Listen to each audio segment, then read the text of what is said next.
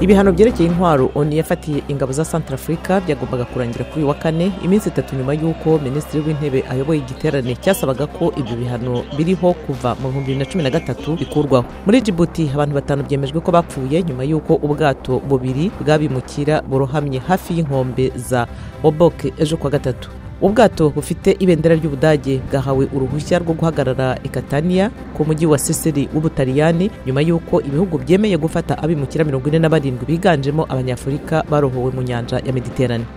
Urutindo rushya za Senegambia rwashyiriweho koroshya ingendo n'ubucuruzi hagati ya Gambia na Senegal rwazaniye icyarimwe icyizere n'impungenge ku baruturiye.